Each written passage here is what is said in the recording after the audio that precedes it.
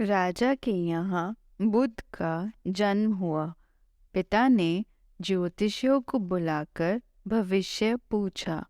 उन्होंने कहा, या तो यह सम्राट होगा और या तो यह साधु होगा। एक तरह से देखा जाए तो सच्चा सम्राट भीतर से ही साधु ही होता है। जब ज्योतिषियों की भविष्यवाणी राजा ने सुनी तो वे घबरा गए कि मेरा बेटा साधु हो जाए, ऐसा ठीक नहीं होगा। राजा ने पूछा, कोई उपाय बताएं, क्योंकि मैं चाहता हूँ कि राजा का पुत्र राजा ही बने।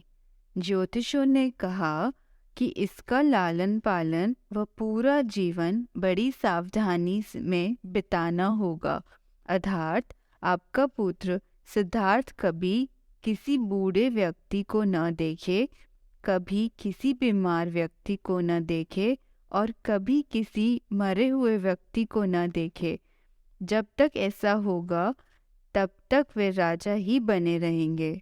अगर ऐसा नहीं हुआ तो वे साधु बन जाएंगे। राजा ने अपने पुत्र सिद्धार्थ के लिए बढ़िया से बढ़िया बड़े बड़े महल, अच्छे से अच्छा भोजन, दास दासियां और खाने पीने के सामान आदि वस्तुओं के ढेर लगा दिए।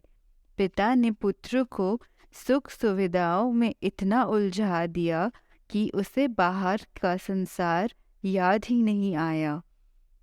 राजा ने समझ लिया कि अब इतने सुखों के आगे साधु बनने का प्रश्न ही उपस्थित नहीं होता। वे निश्चिंत हो गए। राजा ने बिल्कुल पक्की व्यवस्था कर रखी थी कि उनका पुत्र सिद्धार्थ जीवन में कभी भी वृद्ध, बीमार और मृतक व्यक्ति को देख ना सके, क्योंकि वे अपने पुत्र को खोना नहीं चाहते थे। सिद्धार्थ का जीवन ऐश्वर्य और सुख सुविधाओं में बीत रहा था।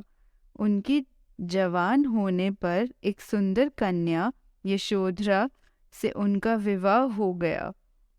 विवाह हो जाने पर राजा की आधी चिंता मिट गई।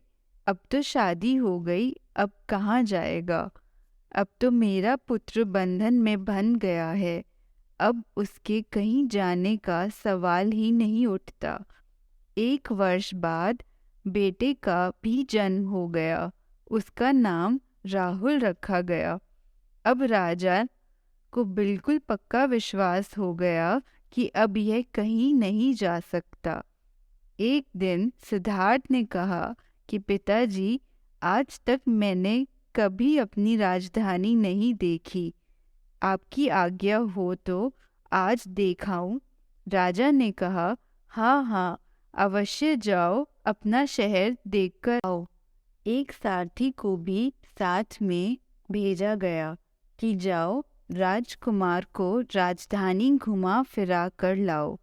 फिर भी राजा ने चाक चौबंद इंतजाम कर रखा था कि कहीं चूक न हो जाए। सिद्धार्थ के लिए राजधानी के प्रमुख मार्ग खूब सजाए गए थे, पर घूमते घूमते सिद्धार्थ ने थोड़ा उल्टा मार्ग ले लिया। वे उस मार्ग से गुजरने लगे जहाँ पर तैयारी नहीं थी, और आज उनको बहुत आश्चर्य हुआ जब पहली बार उन्होंने एक बूढ़े आदमी को देखा। कमर झुकी हुई, पूरी चमड़ी में झुर्रियाँ पड़ी थी। वह परेशानी और दुख से बेहाल था। उसकी चाल बहुत धीमी थी। बूढ़े की झुकी हुई कमर को देखकर सिद्धार्थ को एक झटका लगा और सारथी से उन्होंने पूछा, क्या एक दिन मैं भी बूढ़ा हो जाऊंगा? सारथी ने कहा, हाँ राजकुमार, हर व्यक्ति के जीवन में 3 अवस्थाएं आती हैं, बचपन, जवानी और बुढ़ापा। एक दिन तुम भी बुढ़ापे की अवस्था में जाओगे। समय बड़ा बलवान होता है। ये सारी बातें कर्मों पर निर्भर करती हैं। चाहे राजा हो या रंग, सुख दुख सब पर आते हैं। अगर शरीर में कोई रोग आना है तो वह आएगा। यह सब सुनकर राजकुमार सोच में पड़ गया। सारथी ने रथ को कुछ आगे बढ़ाया तो सामने से 4 कंधों के ऊपर एक अर्थी को जाते हुए देखा। राजकुमार ने ऐसा पहली बार देखा था। उसने सारथी से पूछा, यह क्या है? यह आदमी मर गया है, यह मुर्दा है। जो व्यक्ति मर जाता है उसको बांधकर शमशान भूमि में ले जाते हैं, फिर वहां पर उसे जला दिया जाता है। राजकुमार ने कहा, क्या सबको मरना पड़ता है? हाँ, सबको मरना पड़ता है। यह मृत्युलोक है। जो जन्म लेता है उसे कभी न कभी अवश्य ही मरना पड़ता है।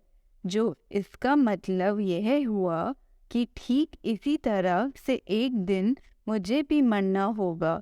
मेरी देह भी मुर्दा होगी और मुझको भी 4 कंधों पर उठाकर ले जाया जाएगा। मुझको भी ऐसे ही रस्सियों से बांधा जाएगा। मेरे भी आगे पीछे घर के सदस्य रोएंगे, तड़पेंगे और जिस संसार को मैंने इकट्ठा किया है वह सारा का सारा मुझसे छूट जाएगा। इसका मतलब यह हुआ कि क्या एक दिन मैं भी मर जाऊंगा? क्या एक दिन यशोधरा भी मर जाएगी? क्या एक दिन मेरा राहुल भी मर जाएगा? सारथी ने कहा, हाँ राजकुमार, एक दिन मैं भी मरूंगा, आप भी मरेंगे, यशोधरा भी मरेंगी और राहुल भी मरेगा, क्योंकि यह सब मरने के लिए ही पैदा होते हैं। उस रात सिद्धार्थ सो न सके। सोचने लगे कि क्या संसार में इतना दुख है, रोग है, बुढ़ापा है और ऐसे में मैं खा पीकर कैसे जी सकता हूँ? नहीं नहीं, ऐसा मुझसे नहीं हो सकता। मुझे खोजना होगा उस तत्व को जो दुख, पीड़ा और शोक से रहित हो, जो भय, भ्रम और भूल से भी परे हो, जो अनंत आनंद से भरा हो, जिसे पाकर फिर और कुछ पाने की इच्छा न हो। सिद्धार्थ वैराग्य के शिखर तक पहुंच चुके थे। बस उसी रात को उन्होंने घर छोड़ दिया। सारथी से कहा कि नगर की सीमा से दूर ले चलो। नगर के बाहर पहुंचकर सारथी को लौटा दिया। फिर कई दिनों तक वन में चलते गए। एक घने पीपल के वृक्ष के नीचे आसन लगाकर ध्यान में लीन हो गए।